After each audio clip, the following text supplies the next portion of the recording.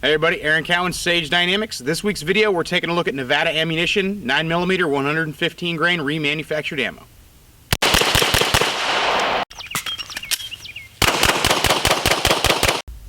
Now, I am not a reloaded ammunition fan. I'm going to come right out and say that up front. Two reasons. One, I've had bad experiences personally with remanufactured ammo.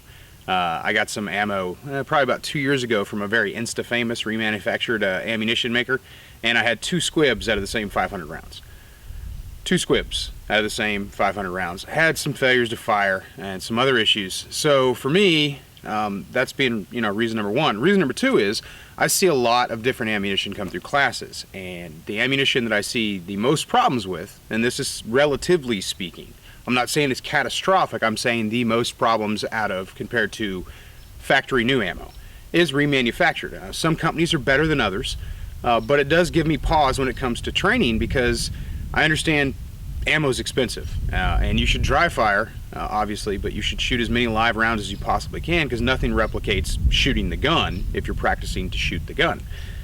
The ammo issues arise when you go for budget deals. Now, there are some really quality remanufactured ammo out there, and I'd heard things about Nevada Ammunition, so I figured I'd check it out.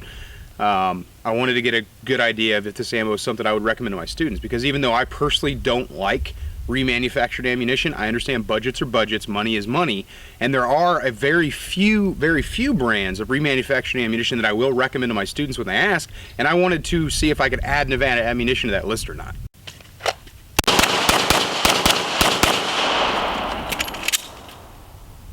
Now, I love ammunition reviews because they're easy. Really, all I have to do is look at the functionality of the ammunition, the quality, the QC, so to speak, and is it accurate? Again, this is going to be training ammunition. It's not match grade. It's not what I went for. I went for your 115 grain standard 9mm load. So all we're looking for is range accuracy, and it's not match grade ammo. It's not precision ammo, and to see if it's going to shoot and it's going to something that my guns are going to eat. Now, I only own Glocks and FN, so I didn't have a wide degree of firearms to run the ammunition through. But I ran it through a 19, a 17. I did my accuracy check on a 17, which we'll get to later, and I also ran it, as very different conditions as I could. But again, at the end of the day, it's ammo is ammo as far as the functionality of the gun is concerned. I'm looking to see if the ammunition itself creates any issues.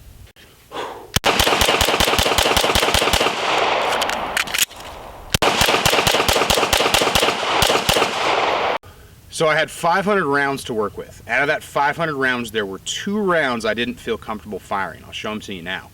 These 2 rounds just seem like they're a little too deep set in the case. Could they still fire? Probably. It's just not something I'm personally going to risk in my own guns, because guns are expensive, ammo's not.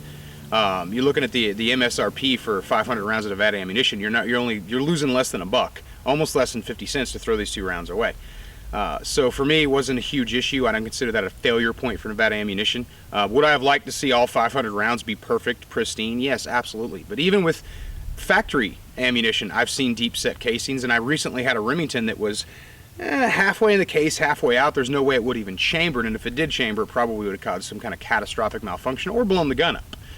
So I don't consider that a huge knock against Nevada Ammunition, but it was something I did identify, so it definitely needs to go in the review. Now, throughout the 500 rounds, pressure seemed really, really consistent. What I mean by that is I didn't feel like I had a hot load or a double charge or anything like that.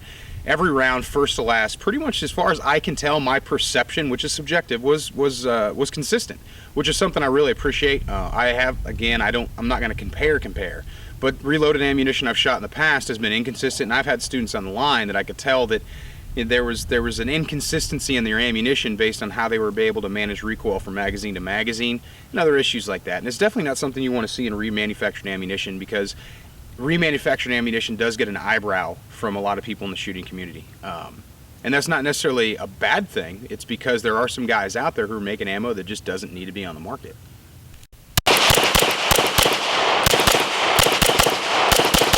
So like I said earlier, I ran it through 3 different types of guns. I ran it through my Glock 17, my agency field 17, my agency field 19, and then my FNS 9mm. I would have loved to have run it through more guns, but I'm not going to go around borrowing SIGs and HKs and all these other guns. 9mm is 9mm. I figured, you know, I showed a little bit of variance in different guns because guns operate differently. Obviously, the 17 and the 19 operate pretty much the same, whereas the FN is slightly different, but ultimately it's still the same cycle of fire. As far as reliability goes, like I already said, I didn't have any single issues, no failures to fire, no squibs, nothing like that. And then I just had those 2 rounds at a little too deep seat for me to shoot. Now, accuracy is obviously something that a lot of people are concerned with. Is this ammo accurate? Well, it would be really, really hard for some people, easy for others, to make reloaded manufactured ammunition, remanufactured ammunition, I should say, inherently inaccurate. The bullet design, you're going to order your bullets from source A or source B, as long as you're doing things kind of right with the powder charge and everything like that, the ammunition is going to be relatively accurate. But how accurate is it?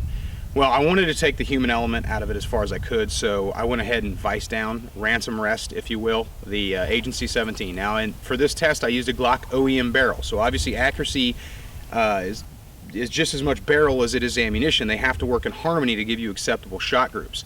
But I didn't want to shoot the group standing myself. I wanted to remove that subjectivity from it, so I went ahead and ransomed it down. Shot a 5-round group from 25 yards.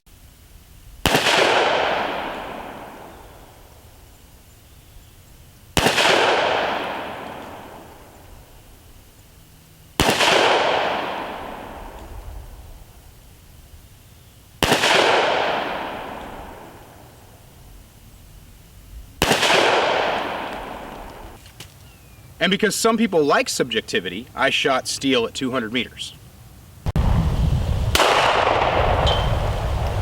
So that's your 5-round group. I understand it's not under a quarter, but for what I consider target training ammunition that's going to be on the range, and ammunition that was shot out of an OEM barrel, that's a pretty damn good group as far as I'm concerned for 25 yards.